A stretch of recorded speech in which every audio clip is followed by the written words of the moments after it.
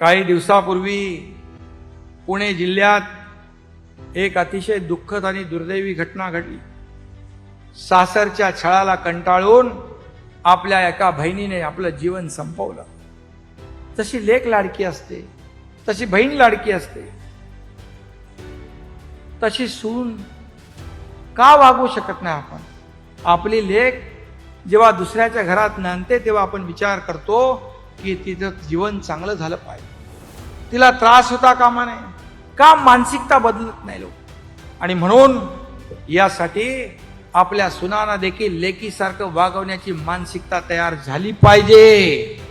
आणि म्हणून सुनेचा छळ करणारी वृत्ती हा समाजाला लागलेला कलंक आहे आणि ही वृत्ती ठेचून काढली पाहिजे। आणि त्यासाठी आज आपण एक नवीन अभियान सुरू केलंय। काय?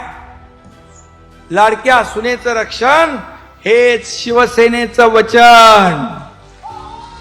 आणि मी हे सांगतो, प्रत्येक घरातली लाडकी सून ही आपली या एकनाथ शिंदेची लाडकी बहीण आहे, सांगून ठेवतो।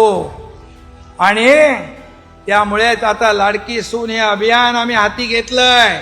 यापुढे शिवसेनेच्या शाखा तुमचं हक्काचं आणि जवळचं माहेर असणार आहे। सासरी छळ होणाऱ्यांच्या बहिणींच्या मदतीला आमच्या या रणरागिणी धावून जातील।